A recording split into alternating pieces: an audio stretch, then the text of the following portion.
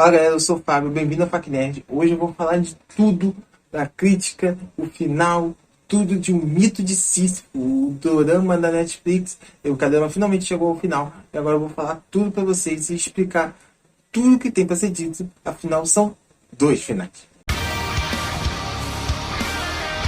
Antes de começar o vídeo, não se esquece, se inscreve no canal, deixa o like para ajudar a gente e compartilha esse vídeo com seus amigos que estão vendo o Mito de Sísifo. Siga a gente nas redes sociais, porque assim como você se inscrevendo aqui, ajuda demais o nosso canal a crescer e a gente continuar sempre trazendo o melhor conteúdo para vocês. Foi muito longa a jornada até aqui, foram 16 episódios, cerca de 18 horas dedicadas somente a esse dorama, esse grande caderno que a Netflix trouxe agora para o Netflix Brasil. Antes de eu fazer a minha crítica, eu vou falar o final explicado de tudo que aconteceu nesses episódios finais que resultaram nesses 2 finais. Primeiro explicando o que aconteceu nesse último episódio, a gente teve inúmeras reviravoltas acontecendo com os personagens principais que resultaram em muitas mudanças da linha temporal, causando muitas ramificações, fazendo com que muitas delas coexistissem. Primeiro, para explicar o final, tem que fazer uma recapitulação rápida do qual é a ideia do seriado. A ideia do seriado é: o Sigma manipula o Taisu para que ele crie o uploader e aconteça a guerra, que vai resultar na Siohei voltando no tempo, tentando salvar Itaçu, e isso acontecendo repetidamente. Então a Siohei vai sempre ganhando experiência, digamos, com as falhas dela, e sempre continuando tentando para impedir a guerra. Ao mesmo tempo, conflitando com isso, o Taisu ele tenta criar o uploader para ele ficar com a Siohei, a amada dele, mas ao mesmo tempo ele tenta impedir a guerra também. E essas ideias conflitantes dos protagonistas é justamente o que o Sigma usa para manipular eles repetidamente para que aconteça sempre a vitória dele. Os acontecimentos dos personagens principais no seriado é baseado no amor que o personagem tem por alguém, fazendo com que isso dispare um tipo de arrependimento, fazendo com que ele volte no tempo para, digamos, criar essa linha temporal, que é o que está acontecendo agora no seriado. Por exemplo, o Jung, que volta para se despedir da mãe, já que ele tinha brigado com ela na última vez que eles se viram. Bong Seong, que é o segurança pessoal do Taisu, que é o chefe e também é amigo dele, enquanto ele está em coma, e ele consegue voltar no passado para salvar o chefe mais uma vez, antes dele desaparecer por completo. Mas o principal deles, fora os protagonistas, é justamente o Park, que volta no passado justamente para fazer o que ele não fez, que era cuidar da família dele de maneira paterna mesmo, proteger a mulher e a filha, fazendo com que elas tivessem uma vida melhor e cuidando de si mesmo, no caso, que era justamente quem fazia a vida delas o inferno na época. Todas essas coisas estão ligadas a amor e proteção por alguém, que faz com que todas essas pessoas tentam corrigir os erros dela, utilizando o uploader para voltar ao passado e tentar fazer as coisas que elas consideraram que elas fizeram erradas. Um grande plot twist do episódio é justamente o fato da Bin Bin ser, na verdade, filha do Park. Só que sem saber, ele continuava esperando pela família, sendo que a filha já estava bem do lado dele. Eu vou completar a explicação do arco do Park um pouco mais pra frente, mas resumindo, o que aconteceu foi: esse último episódio, o Park aparece em 3 linhas temporais diferentes. Ele no presente, no momento que ele está batendo na esposa e posteriormente quase matando ela. A segunda linha temporal, que é o Park que a gente acompanhou ao longo da série, que é o Park que está para entrar e ser morto por ele mesmo. O Park que aparece posteriormente no episódio, que é ajudando o Taisu a usar o upload. A partir do episódio 8, a gente tem a comprovação de que a gente está vivendo em outra linha temporal, já que a Siohei conseguiu provar que estavam acontecendo coisas diferentes do que ela tinha no diário. Então tudo a partir dali era meio que inédito para boa parte dos protagonistas, pelo menos. Então, a partir baseando-se nisso, que o Taisu escreve aquilo na parede, trazendo o Bolsonaro do futuro para salvar eles naquele momento, criando já outra ramificação na linha temporal, já que o Bong Seong trouxe não só ele, mas também uma caixa, que é que ele entrega para o Taisu como último recurso. Essa caixa continha as cinzas do corpo do Taisu, fazendo com que quando ele entra em contato com as cinzas, ele tenha visões do paradoxo temporal. Se você reparar na cena, o Taisu entra várias vezes em contato com as cinzas, justamente porque ele está tentando ver vários futuros diferentes, mais ou menos como o Doutor Estranho fez em Guerra Infinita na Marvel. O Taisu utiliza o contato com as cinzas do paradoxo temporal para visualizar vários futuros diferentes, para ele escolher um futuro onde as coisas deem mais certo para ele, onde eles derrotem o Sigma. A partir disso, o Taisu faz de tudo para fazer com que esse futuro que ele viu aconteça. Novamente, muito parecido com o Doutor Estranho em Guerra Infinita. No Guerra Infinita, o Doutor Estranho viu mais de 14 milhões de futuros e ele sabia exatamente o único que ele ia vencer. Então, todas as coisas que ele fez foram em vão? Não. Ele simplesmente estava cumprindo todas as coisas que eram necessárias para que aquele futuro aconteça. Inclusive a luta dramática que ele tem com o próprio Thanos. Nesse caso, o Taisu faz exatamente a mesma coisa. Ele, por mais que ele saiba os resultados das coisas, ele cumpre todas as coisas que ele tem que fazer, sabendo que é assim a única forma que ele vai vencer. Por isso ele cria um novo bunker para Seorai, por isso ele tenta convencer a Seorai a ficar lá, por isso ele tranca a Seorai lá. Então ele é capturado como ele havia previsto, a Seorai foge como ele havia previsto, Jason morre como ele havia previsto, e tudo acontece exatamente como o Taisu teria visto nessa visão onde ele derrota o Sigma. A ligação que o Sigma recebe é a comprovação de que a linha temporal do Taisu está funcionando corretamente. A partir dali ele sabe exatamente o que vai acontecer, sabendo que ele mesmo vai ter que salvar ele no futuro. Recebendo aqueles tiros da segunda andar da igreja, o Sigma acaba morrendo e o Taisu revela para Seorai que eles precisam usar o piloto. Nesse momento a gente revê toda a equipe do parque, que no caso o parque já tinha desaparecido, mas ele já, como eu falei, esse já é um parque de uma outra linha temporal, é um parque inclusive que já sabe que a Bingbing é filha dele. Estão ali justamente para ajudar o Taisu a cumprir a missão e acabar com a guerra. Eles ajudam eles a ativar o uploader, eles voltam no tempo, e o Taisu, no estilo totalmente Harry Potter de ser, porque lembra muito a manipulação que a Hermione faz com vira-tempo, ela interage com eles mesmos, fazendo com que eles mesmos façam as coisas que eles deveriam fazer. Ele leva na viagem do tempo o colete, que é o colete que vai salvar o Jason. Ele consegue as armas, uma cena que a gente achava que era do Taisun da versão atual, mas na verdade a gente vê que já era a versão dele no futuro. Ele fala pro parque, pelo fato de que a filha dele já estava com ele, que é justamente o que faz o parque acreditar. Lá na festa da Bingbing revela a verdade para ele, e agora com as armas, eles mesmos salvam eles no momento da igreja contra o Sigma, fazendo com que tudo ocorra exatamente como o Taisu tinha visto. Só que como o próprio Taisu fala, a visão dele tinha acabado naquele momento em que eles voltam à posição da igreja, onde aparece a cena do casório.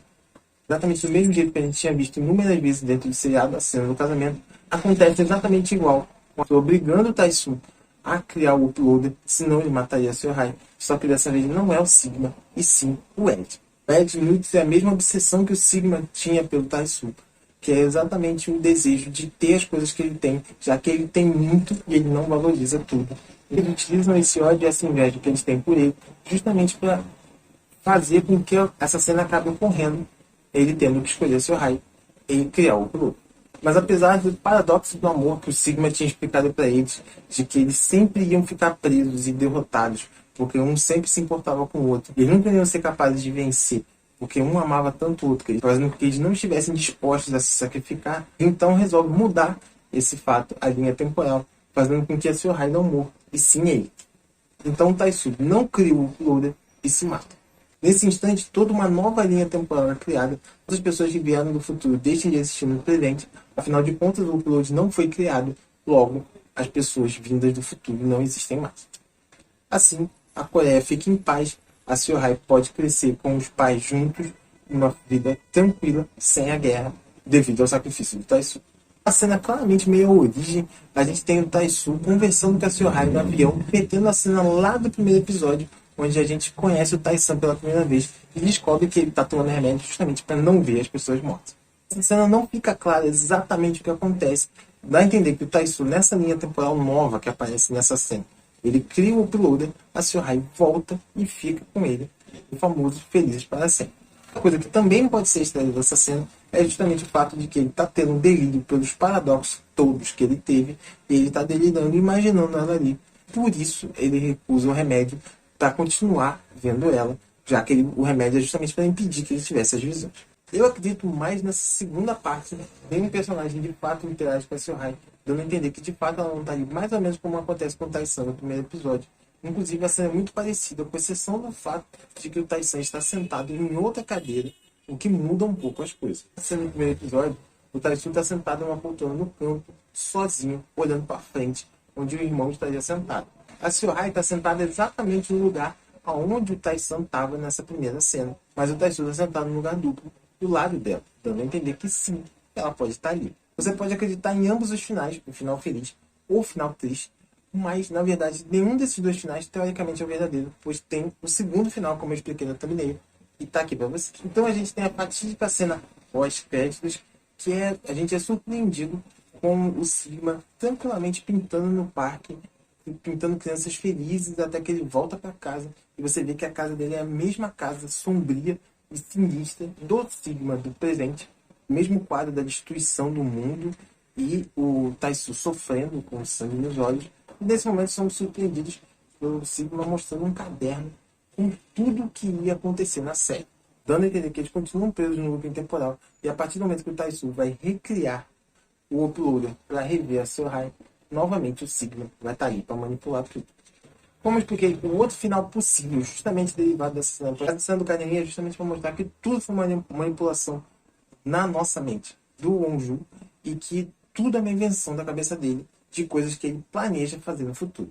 Ah, Fábio, mas você tá louco, você tá inventando esse negócio. Não. Você pegar, tem várias pistas ao longo dos episódios que comprovam justamente que tudo é uma manipulação do Wonju ou coisa da cabeça dele. O Wonju, ou Sigma, que tudo que ele queria era ser o arqui-inimigo do Taisu. Essa ideia que permeava ele desde que ele apareceu na série, desde que a gente descobriu a verdadeira intenção dele. E essa obsessão de antagonismo que ele tinha pelo Taisu é justamente o que faz com que tudo aconteça dentro da série. Inclusive a série mostrando pra gente visualmente ele participando de vários momentos chaves da trama, como por exemplo o tiro na fonte ou a questão do rádio no carro. Então nesse final, na verdade, aquele caderninho não seria as coisas que vão acontecer, mas sim todas as coisas que o Wonju, o Sigma, imaginou na cabeça dele para essa historinha que ele está contando dele contra o Taisu. Penso que quando é contada a recapitulação da origem do Sigma, mostrado justamente o fascínio dele por desenhos e o fato de que ele tinha a mania dele pintar desenhos que seriam o futuro. Na verdade, ele não tinha habilidade nenhuma. Ele simplesmente desenhava as coisas e fazia com que essas coisas acontecessem. É mais ou menos como se você fizesse um desenho de você com a sua roupa preferida saindo de casa e você saísse de casa com a sua roupa preferida. As pinturas que a gente vê na casa do Sigma, na verdade, são desejos dele de coisas que ele quer tornar realidade, como a destruição da Coreia, a morte da boa parte da população e o sofrimento do Taisu. Nesse ponto é que entra a minha parte da crítica da série. Porque provavelmente o final 2 é o final verdadeiro da série. Simplesmente por um motivo. Toda a série se trata de paradoxo temporal. Como o próprio nome diz, Mito de Sísifo é o nome da série. Como eu já expliquei várias vezes nos reviews dos episódios, Sísifo enganou a morte e quando ele de fato morreu, ele foi punido com um trabalho eterno de subir numa pedra redonda, fazendo com que ela chegasse ao topo da montanha, só para vê-la rolar de volta e ele ter que fazer tudo de novo. E isso infinitamente. O que acontece na série é exatamente isso. Como eu tinha falado nas reviews anteriores, teoricamente, a Sísifo da série seria justamente a Seohai, já que ela fica fazendo esse fluxo infinito. Ela engana a morte quando ela sobrevive no bunker, ela volta no tempo, tenta salvar o Taisu, perde, volta, sobrevive no bunker e fica fazendo esse ritmo infinitamente, fazendo com que ela fique presa nesse paradoxo, igual Sísifo ficou. O que dá a entender que provavelmente o segundo final, o final verdadeiro da série, é o fato justamente desse looping temporal não poder existir. Nós descobrimos ao longo da série que o próprio Sigma manipula o Taisu para conseguir concluir o uploader para que tudo acontecesse da maneira que precisava acontecer. Esse é exatamente o primeiro paradoxo da série e diz muito claramente que o segundo final é o final verdadeiro. Em filmes e séries de viagem no tempo, deve-se respeitar sempre o que a própria série transmite para você, ignorando regras de outras séries e filmes. Então não posso utilizar, por exemplo, De Volta para o Futuro, nem Vingadores Ultimato. Afinal, as questões das viagens no tempo são diferentes. Olha, o paradoxo de Sigma é completamente impossível de acontecer, já que o próprio Sigma teria que voltar no tempo para ajudar o Taisu a criar a máquina do tempo, o que é completamente impossível. Não teria como ele viajar no tempo para fazer uma coisa que o Taisu teria que fazer para ele fazer isso. O Taisu teria que inventar a máquina do tempo sozinho, em algum momento, para que aí sim o Sigma voltasse no tempo e ajudasse a ele a melhorar a máquina, por exemplo. Mas não é o que acontece na série. O Sigma ajuda, inclusive financeiramente, a fazer com que o Taisu conclua a máquina, o que é completamente paradoxal, como a maioria das coisas da série. E o nome do mito de Sísifo da série vem exatamente daí. Assim como o paradoxo do mito de Sísifo, a série é completamente paradoxal, fazendo com que todas as coisas dela são resolvidas em redundância. Tem muitas outras situações inviáveis devido a situações paradoxais, como explicado na própria série. Por exemplo, o fato do Park estar preso por matar ele mesmo no presente. Paradoxo, não tinha como isso acontecer. Outra situação que comprova que esse contexto é muito possível de ser verdade. A agência tinha relatórios detalhados de tudo que acontecia, justamente porque elas passariam essas informações para o Sigma seguinte, que no caso, quando o fluxo do tempo começasse novamente. Só que como que o agente, sabendo da sua morte, ia poder passar a informação para o Sigma seguinte se ele morre? ou o paradoxo mais evidente de todo da série, que é justamente o final. O fato do Taisu e da Siohai voltarem no tempo para salvar eles mesmos no presente. Coisa que é completamente impossível, já que você precisa estar vivo para fazer isso. Afinal, a série foi muito clara da maneira que acontece os paradoxos temporais. E por mais que o Taisu veja múltiplas linhas temporais, não tem como ele manipular uma coisa de maneira que ele, no futuro, ajude ele no presente. A própria série deixa claro, o presente ou o futuro é completamente mutável de maneira que você não pode mudá-lo. Se você não pode mudá-lo, como que você consegue interagir com ele no presente antes de chegar ao futuro? É por isso que a série se baseia completamente em paradoxos, fazendo com que ao longo desses 16 episódios a série te dê a possibilidade de um final bom, mas não, você não alcança esse final, porque você está preso num paradoxo, um seriado sem o final. Eu tava amando a série, eu tava achando a série maravilhosa, o ritmo de ação, a construção, as piadas, tava tudo muito bem. A série foi melhorando muito ali pelo meio, pelo episódio 6 7 8 A série melhorou bastante. Mas esse episódio final foi uma queda brusca, principalmente que esses 20 minutos finais, que complicaram totalmente a história, dando um final trágico para uma coisa que já seria triste. Afinal, dificilmente, pela história que a própria série criou, o Taisu e a Siohai iam acabar juntos. Não pelo que a própria série construiu o piloto para conseguir encontrar seu raio adulto e sobreviver com que a guerra e ele não morressem, era muito difícil de acontecer. Então, eles estavam destinados a não ficarem juntos desde o momento que a série explicou tudo isso pra gente. A série conseguiu fazer um final mais triste do que esse final, que já era triste. E ela conseguiu terminar muito mal a temporada. No final, esse drama que tinha tudo para ser excelente acabou derrapando e caiu bastante com o fim. Eu espero que tenha uma segunda temporada, até porque sim, deixaram muitos ganchos para uma eventual segunda temporada. Mas acho muito difícil acontecer, porque quem acompanha K-dramas sabe que é muito difícil ter segunda temporada. Então, muito provavelmente, esse realmente foi o final da série. Galera, muito obrigado por você que assistiu o vídeo até aqui. Se você gostou do vídeo, deixa o like, se inscreve no canal e vamos lá para os próximos vídeos, que vem muita coisa ainda aqui no Pac-Man.